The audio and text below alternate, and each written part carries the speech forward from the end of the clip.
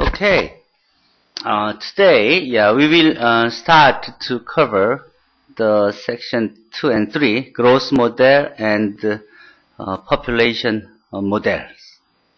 Okay, for about an hour, and then we will chat on the works that has been done and uploaded in Q&A by a couple of students who didn't talk last week. Okay. Okay. Growth models. What is the growth model? It is a way to assess individual stability and changes, both growth and decay over times. Okay, there are many different names on growth models. For trajectory model, growth curve models, and latent growth models, and variance component models are all the same, dealing with all the same subject on growth models. So, in this section, we start with one equation. Okay, a quantity is growing exponentially if it increases by the same percent in each time period, like this. The C is the initial amount, and T is the time period, and this 1 plus R is the growth factor when R is the growth rate. Okay. Okay. Here's one example.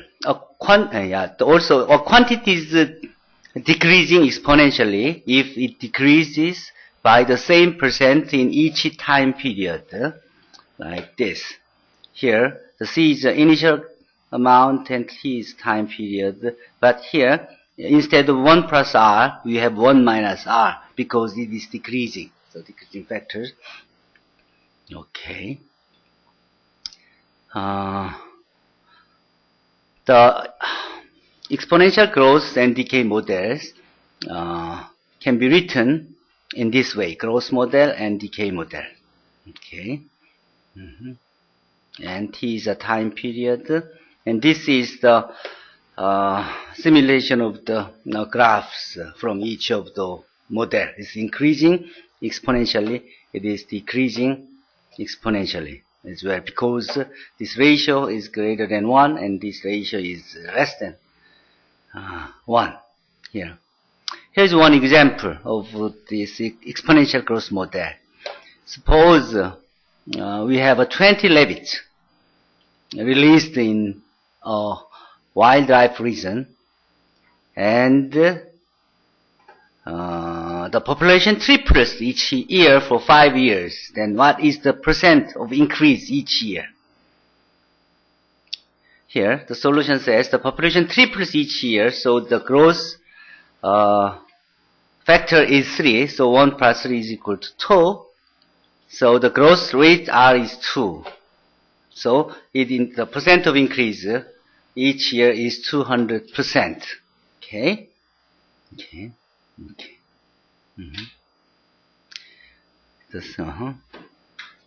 Suppose the population triples each year for 5 years, then we have we can expect what is the population after 5 years by the equation that we have studied. So we're gonna have 4,860 rabbits in the region after 5 years with the given condition. Okay. Graph the growth of the rabbit population. Okay. So with the data which will be generated from or can be written from the observations, and from those data we can easily point out those points of data to draw the graph like this, which is modeled in a mathematical form like this. Okay. So here, let's introduce the exponential growth model in detail. Let's start with the doubling times. Suppose we have the 1,000 persons at the initial stage, and after 10 years, if we have 20,000 people, and after 20 years, it makes 40,000 people, and after 30 years, if we have 80,000 people, then the population doubles at each 10 years. So we say the doubling time of this model is 10 years. So after t years, we can easily expect the population of that year is 2 to the t times 10,000 persons. So we can generalize those situations by using the concept of doubling time. So after t years, the population will be same as the initial value times the 2 to the t over capital T, which is the doubling time. This is a doubling time. In this case, it was a 10 years. Okay. Okay. Here, with the condition, with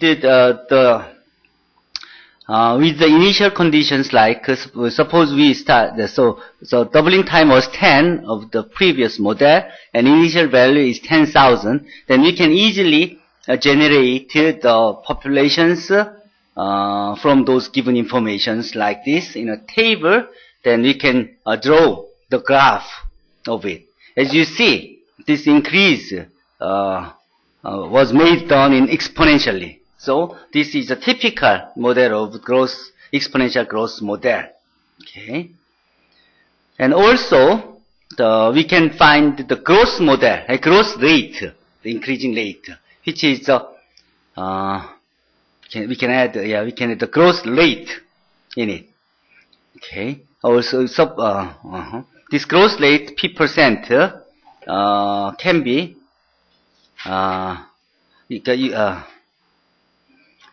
usually it's estimated as a 70, which is called the rule of 70.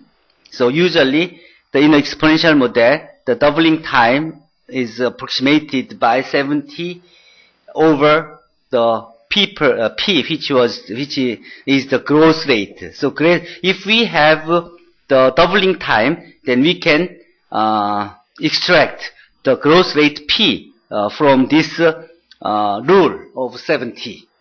Okay, if we adopt this increasing rate from the data that we had, then we can also generate the data like data in Excel, and also we can draw the graph with it. I will show the Excel files of this, and also I have already uploaded all those files in Q&A.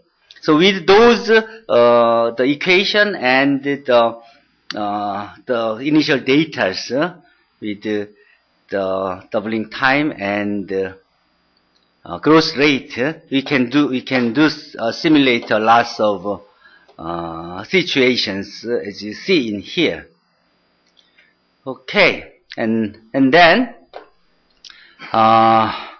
we can suppose if we have a growth rate, then we can extracting the doubling time with this equation, so which can be easily obtained from the rule of 70 that you have seen. Okay, so if we have a growth rate, from this growth rate we can extract the doubling times with these equations.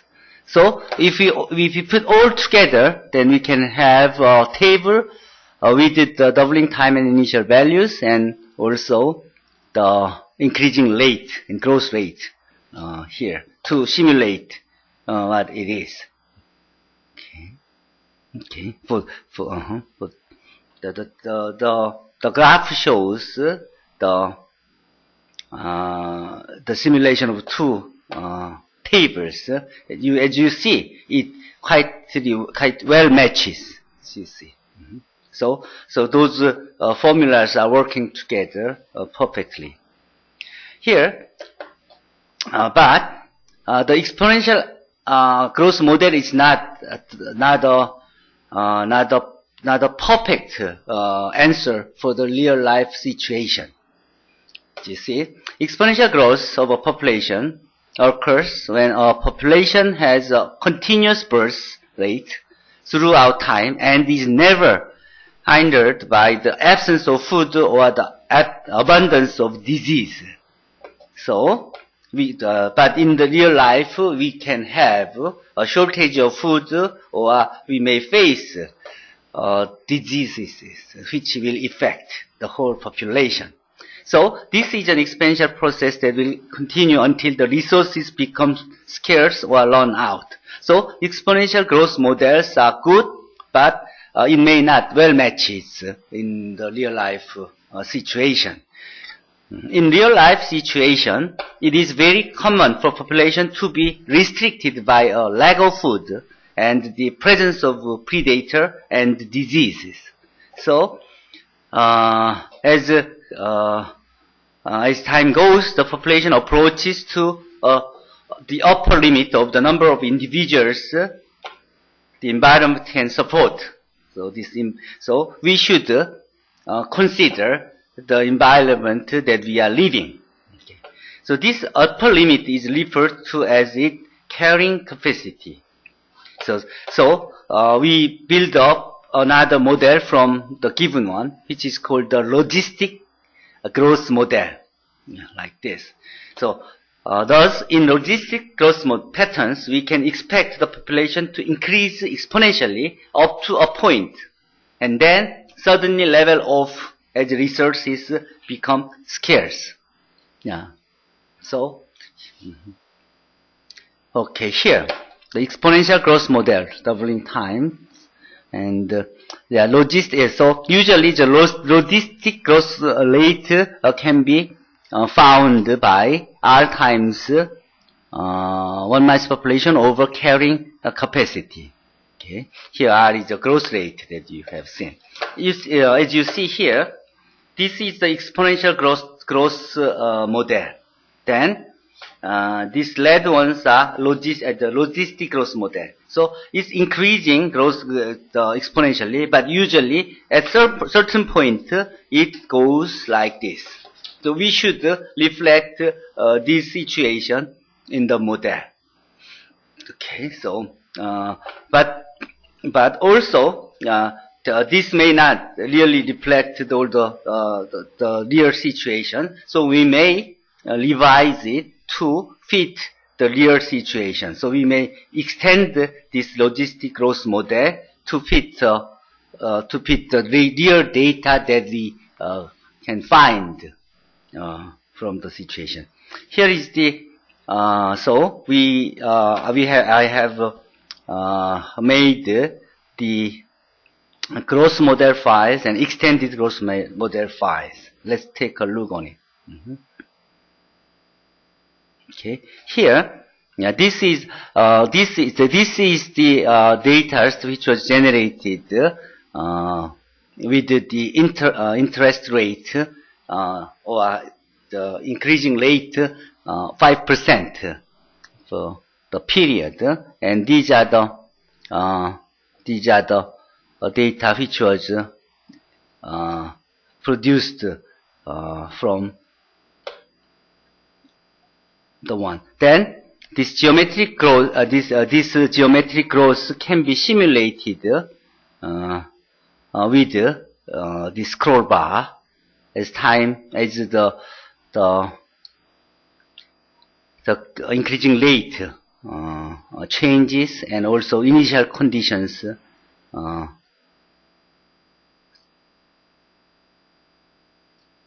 changes. So if we make the changes on the initial values, then it automatically change the graph. So you may practice some of those. Then let's see what the extended growth model shows. As you see, this data follows the growth model, but exponentially, but at certain point it converges to a certain limit which the environment can support. So with the growth rate 5% and capacity, so when we have the upper limits like this, okay, then we can simulate, simulate it, the situation in a way, and as we change the initial values, but still it has upper limit like this. This is the typical logistic growth models. We see. Okay. Then there are also several. We can compare those two models with the exponential growth model and the logistic growth models. That shows the differences of two models as the growth rate changes and capacity changes and initial values changes.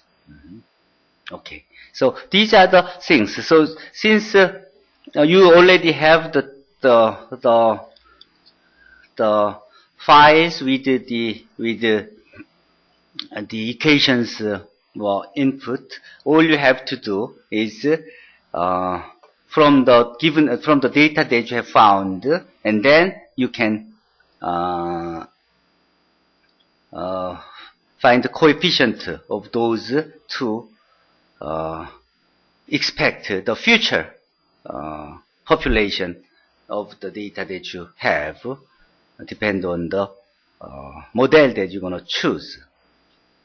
Okay, that's the simple explanation of the growth models and exponential growth model and logistic growth models. And next subject is the population model, which is in the part of the component analysis. Any questions so far? Population models. Here, what is a population models? Usually populations are dynamics. And what factors directly impact dynamics? In models, we frequently simplify things in order to gain a better understanding of how the rest will work. Okay, so in example, we may think about the closed model, population model, or open population models. Yeah. Okay. So the population can be exploded, yes, without a limit, but also the population can be just stayed without death or without birth. We can have a closed population model, but also we can have a model with a birth and death. So some more populations are coming in, or immigrations can have it, and also the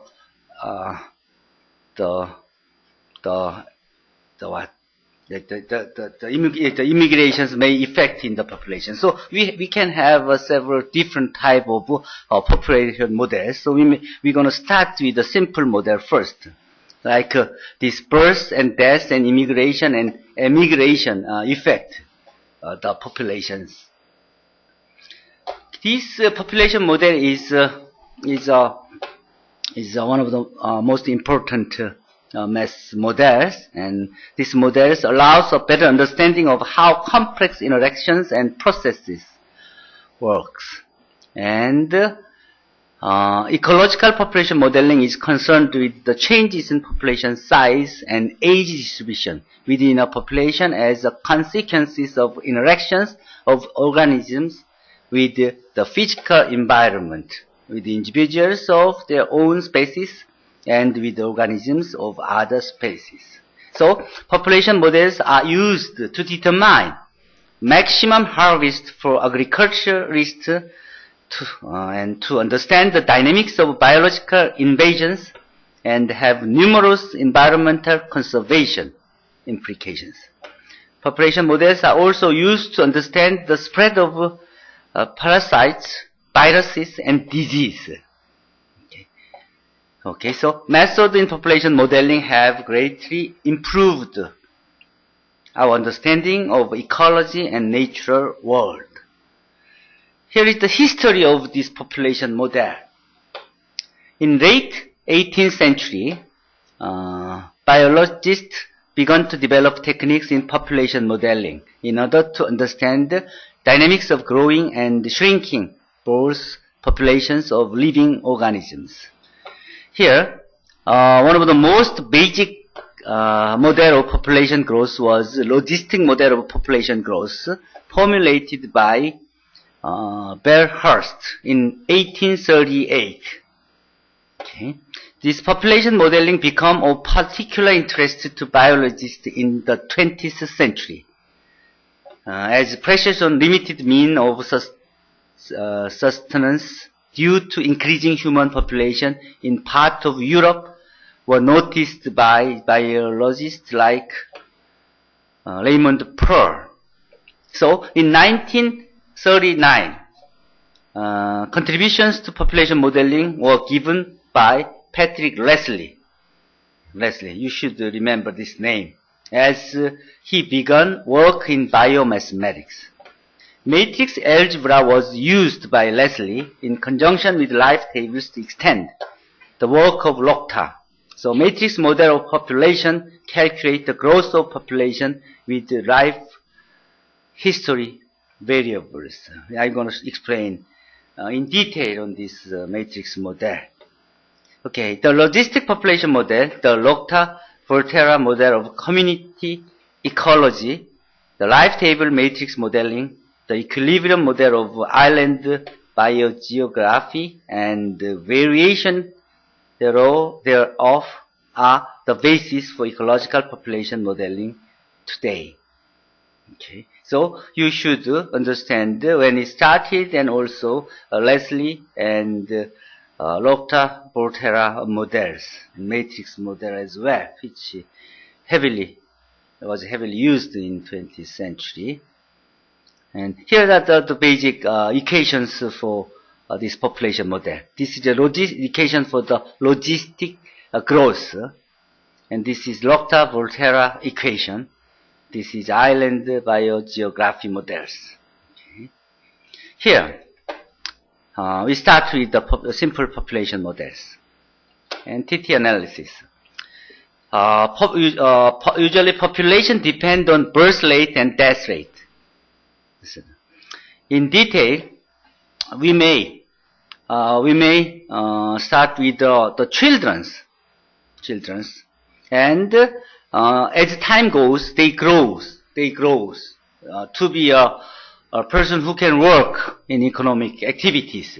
So we can categorize the working peoples, workable peoples, economically active populations. And after many years, some of those will retire. So we can classify as a retired people. So with these three categories, with the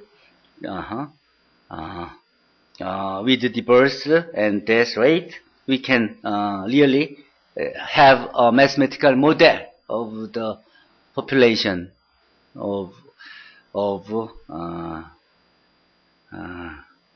our country.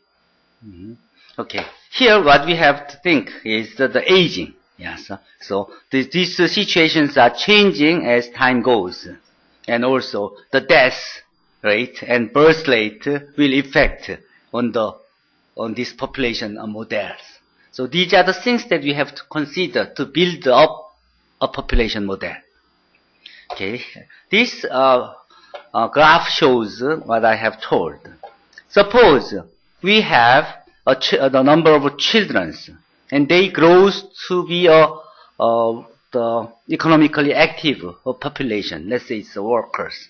And after some, they have a birth. They get married, and they have the childbirth. So they will produce new children. And as time goes, some of those will retire, so they do not work. So we can think of we can classify the population to expect the many possible economical behavior. also we have to consider some portion of the children will die, and some portion of the workers will die too, and the retired people will die too. Probably this ratio would be bigger than the others. Okay, so these are the kind of the situation that we have to know to build a model of the population. Okay, here let's have one example. In one country, for 1 year, suppose 6.6% of children become a worker, because then which means after about 20 years, of almost 100% will become the economically active peoples. So in 1 year, only 6.6% of the children will become working group people, and 2% of workable people will retire each year, every year, 2%. Okay, so that's very natural. The natural ratio which come from the real data, and maybe child death rate be, let's say, is 0.1%. Only one children out of thousands are dead, and 0.3% workers are dead per year, and 5% of retired peoples are dead in each years. And also the 2% of the workers will produce the new baby child. Okay, then we may make a new table with those those ratios here. So 6.6% of children become a worker, and 2% of workers will retire, and 5% of workers will die, and 2% of workers will produce a new baby birth. Okay, so this is a quite reasonable model which can be drawn from the given data. So let's see how we make a mathematical model out of this. So in order to do so, we may simulate those data to see how it works, and then we may draw a mathematical equation that best fits with those data. So let's start with the children population as 190,000, and population worker with 650,000 people, and population of retired with 160,000 people. Okay, then we can with the ratio that we had before, then we can easily simulate those situations in an Excel file which I have uploaded. Then we can also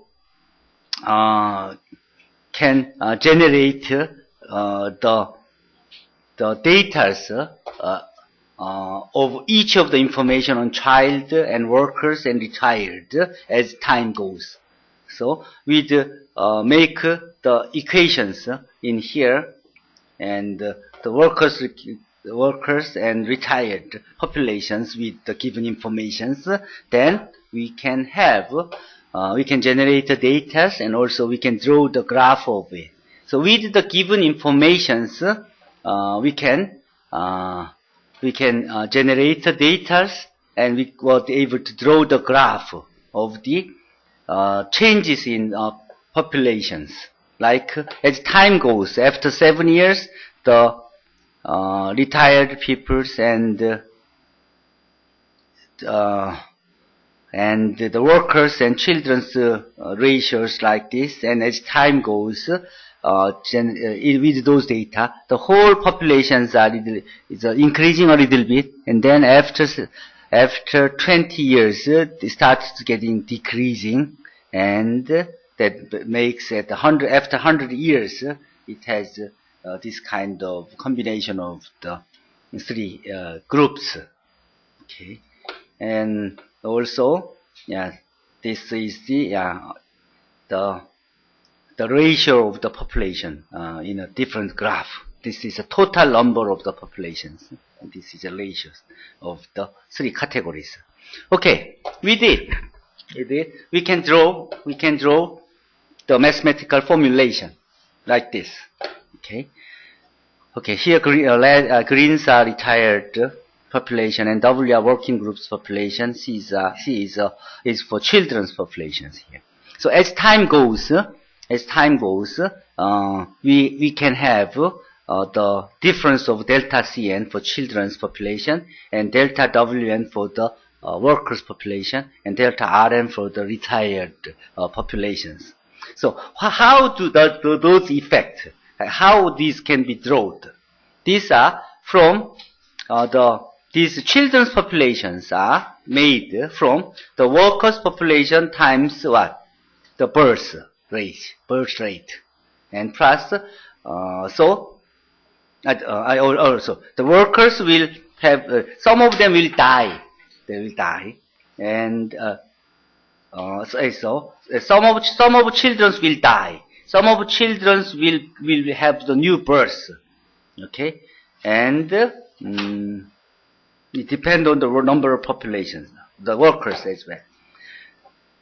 What's the changes in workers, number of workers? Here, some of the children will become workers with the certain ratio, and some of workers will be dead or retired. Some of workers will be retired people, and some of the workers will die. Okay, for the change on retired, the population of retired, here, some of the workers will become retired, and some of the retired will be dead. So I think these are the quite reasonable formulation of the given situation that you have. Okay, if we write it in the mathematics, the matrix model, then this model can be written in these formulas like this. So as the time period given, then we can expect what was the changes after the nth period with this mathematical model with those given the ratios on each of the categories. So this system of linear differential equation can be easily solved by the knowledge on linear algebra. Okay, I will show some of those examples with the Excel. Okay, here, I have shown some of the exponential growth models with you before, and here these are the population models that I have prepared for you. Here, as you see, suppose this is a total population, and this is children's population, and this is the workers population, and this is a retired population, and then this is a ratio compared to the ratio of workers compared to the ages. Okay, so as you see, these numbers were generated with the given conditions that we have produced with the data that I have shown. So I have uploaded these files for you to simulate it. Here, this is another population model for the rabbit and fox models, and this is a predator prey model that we'll explain later. Okay. and what? Levy pair exponents. There are some others. Okay, anyway. So, this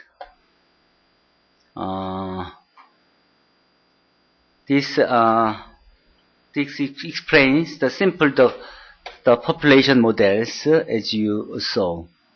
So, if you have any questions on the exponential growth model and exponential growth model and population model, then we will talk on it a little bit more. Then we will have time to review what you have uploaded in Q&A on the examples that you have solved in March. Okay. Any questions? Okay.